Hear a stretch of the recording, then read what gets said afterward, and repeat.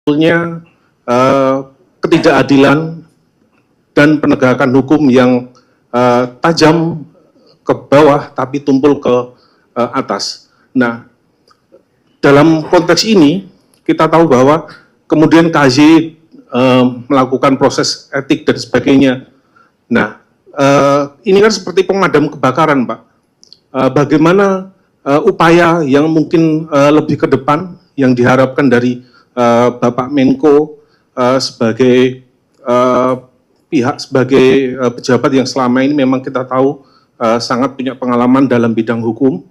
Nah, apakah ada satu treatment khusus yang dilakukan agar tidak ada penegakan hukum yang seperti semacam itu, yang penegakan hukum yang memandang bulu atau tajam kepada rakyat kecil tapi tumpul, sehingga penegak hukum itu tidak menjadi pemadam kebakaran. Itu yang pertama. Yang kedua, untuk Bapak Jaksa Agung, kita tahu bahwa dalam beberapa kasus beberapa bulan yang lalu, kasus Ronald Tanur dengan putusan vonis yang memang rendah dan kemudian ternyata Kejaksaan Agung mampu untuk mengungkap adanya penyebab dari putusan yang aneh itu dan putusan yang dianggap tidak adil itu berupa suap terhadap hakim.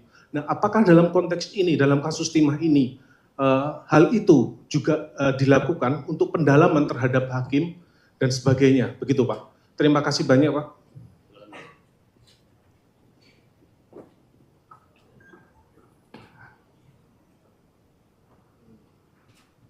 Yang pertama bahwa Bapak Presiden sudah jelas di dalam arahnya kepada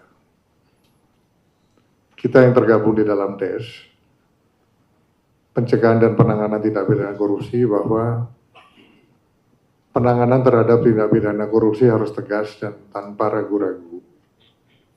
Nah, itu yang sedang kita kerjakan, dan sejak DES ini dibentuk, tadi sebagaimana yang telah disampaikan oleh Pak Jaksa Agung, ada 6,7 triliun rupiah yang sudah bisa diselamatkan. Uangnya ada dan sekarang ada di akun BRI. Khusus hari ini, kami dari DES, Pak Jaksa Agung kan tadi sudah mengumumkan 2 kasus korupsi yang terkait, pertama tindak pidana korupsi tata kelola sawit dari tahun 2005 hingga 2024. Itu yang melibatkan ada tambahan 1 tersangka perorangan baru dengan 2 korporasi tersangka baru dengan total kerugian kurang lebih 73,9 triliun keuangan negara, kerugian negara yang bisa diselamatkan. Yang kedua, yang terkait dengan tata niaga timah, ada 7 korporasi baru yang tadi telah diumumkan dengan kerugian negara berjumlah kurang lebih 271 triliun rupiah, sehingga kalau di total itu berjumlah kurang lebih 344 triliun rupiah. Ini sebagai wujud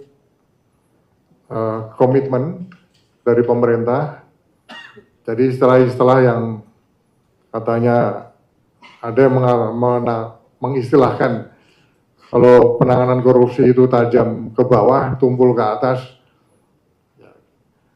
Tunggu saja, kita banyak nanti episode-episode berikutnya yang akan kita umumkan begitu. Ini baru awal ya, baru awal, hasilnya sudah spektakuler.